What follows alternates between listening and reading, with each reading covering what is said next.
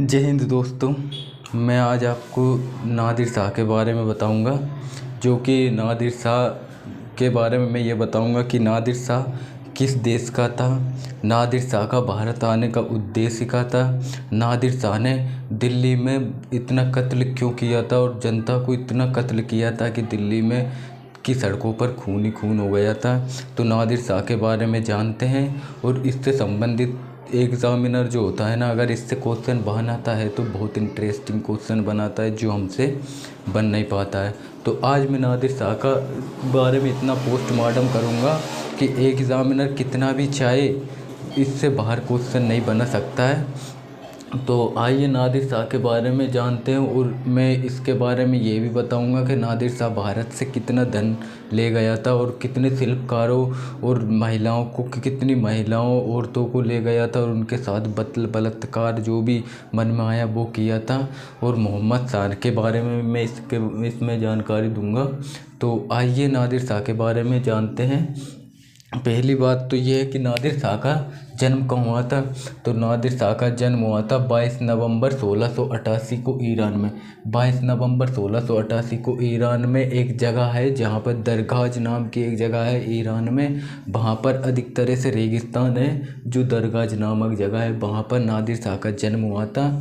फिर इसके बाद में नादिर शाह ने एक वंश की स्थापना की थी, वहाँ में अफसरीद वंश की स्थापना, जो अफसरीद वंश की स्थापना की। और यहाँ पर एक साम्राज्य बनाया और उस साम्राज्य में बहुत सारे सैनिकों को बनाया और सैनिकों को इकट्ठा किया ताकि उसने एक विशाल सेना बनाई। अब उसको यहाँ से बहुत सारे धन की आवश्यकता थी, क्योंकि ईरान में ये जो जगह है दरगाज नाम की, यहाँ पर अधिक तरह से रेगिस्तान है, कोई फसल वगैरह या ऐसी धन नहीं होता है। तो नादिर शाह ने अपनी सेना को वेतन देने के लिए, उसका उद्देश्य था कि हमारे पास एक बहुत सारा धन हो ताकि हम एक विशाल सेना बना सके। तो उसके बुजुर्गों ने बताया कि भारत एक ऐसा समृद्ध देश है, वहाँ पर बहुत सारा धन है। और इस समय भारत में शासन चल रहा था मुग़ल बादशाह मोहम्मद शाह का। तो नादिर शाह ने सोचा क्यों ना भारत से धन लूट कर लाया जाए और अपनी सेना को एक विशाल सेना और हथियारों की पूर्ति करवाई जाए ताकि हम पूरे विश्व में एक विशाल राजा बन सके। तो इसके सिर्फ लूटने के उद्देश्य से ही भारत ये आया था। आगे समझते हैं। नादिर शाह 1738 में भारत की ओर आगे बढ़ा। फिर 1739 में नादिर शाह ने काबुल जो कि अफ़गानिस्तान में है, इसमें कब्जा कर लिया, जो कि मुग़ल बादशाहों का हिस्सा था। और गजनी भी मुग़ल बादशाहों का हिस्सा था, जहाँ पर भी नादिर शाह ने कब्जा कर लिया। फिर आगे बढ़कर लाहौर जो कि पाकिस्तान में है, इसमें भी नादिर शाह ने कब्जा कर लिया था। इसके बाद में आगे चलते हैं। 13 फरवरी 1739 यहाँ पर 13 फरवरी को भारत में जो मुग़ल बादशाह मोहम्मद शाह था, इसको जानकारी दी उसके गुप्तचरों ने कि नादिर शाह ने उसके बहुत सारे बड़े बड़े शहरों को अपने कब्जे में कर लिया है। तो मोहम्मद शाह ने इधर से इसकी सेना भेजी, लाखों की फौज में थी मोहम्मद शाह की, और उसकी नादिर शाह की सेना सिर्फ हज़ारों की फौज में थी। और यहाँ पर आती है। और यहाँ पर एक जगह है, भारत में एक जगह है करनाल, जो करनाल हरियाणा में आता है। उस हरियाणा में करनाल नामक जगह पे दोनों सेनाएं आमने सामने होती है। और नादिर शाह की सेना के पास ज़्यादा आधुनिक हथियार होने के कारण और मुग़ल बादशाह के पास कम हथियार थे, इस कारण ये लड़ाई सिर्फ 3 घंटे तक ही चली। और 3 ही घंटे में नादिर शाह ने मुग़ल बादशाह की सेना को नस्त नाबूद कर दिया। और मुग़ल बादशाह मोहम्मद शाह ने नादिर शाह के सामने आत्मसमर्पण कर दिया और उससे कह दिया कि मेरी जो दिल्ली राजधानी है उसको धन सहित तुम ले लो, लेकिन मुझे बख्श दो। यहाँ से मोहम्मद शाह को बख्श दिया। और नादिर शाह ने 12 मार्च 1739 को दिल्ली में प्रवेश किया। नादिर शाह ने 1739 में 12 मार्च को दिल्ली में प्रवेश किया। ये वो काला दिन था 12 मार्च, जहाँ पर दिल्ली में इतना नरसंहार होता है, इतना बलात्कार होता है कि कोई हद नहीं। वहाँ पर दिल्ली में खून ही खून, जिधर देखे उधर सड़कों पर खून ही खून दिखाई दे रहा था। तो नादिर शाह ने रात भर दिल्ली में जो भी जनताएँ थी आसपास के ढूंढ ढूंढ के जो भी महिलाएं आती उनको बलात्कार किया, उनके साथ रेप किया, और जो आदमी थे उनको कत्ल कर करके सड़कों पर बिछा दिया और घरों में खून ही खून जहाँ देखे वहाँ पर।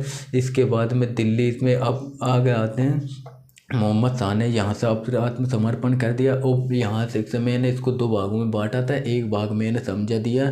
ये पढ़ने के बाद ये आपको एक बहुत अच्छा समझ आएगा।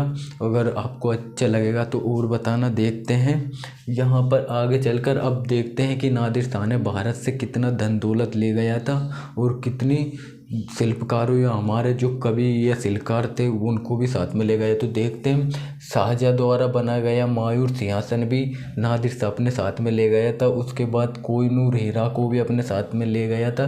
फिर 10 करोड़ सोना 10 करोड़ सोना तोला 10 करोड़ सोने का तोला, एक तोला यानी सोने का तोला 10 करोड़ वो अपने साथ में ले गया था, जो कि आज की कीमत बहुत है इसकी भी। और 60 करोड़ जेवर जो जेवरात रानी राजाओं ने बनवाए गए थे उनको भी अपने साथ में ले गया था। और 60 लाख रुपए सिक्के सोने के 60 लाख रुपए सिक्के सोने के नगद ले गया था।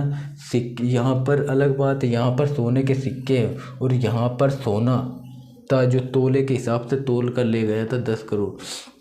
कुल धन अगर देखा जाए तो इसका 7 मिलियन के बराबर होता है, जो कि 7 मिलियन नहीं है, 700 मिलियन है।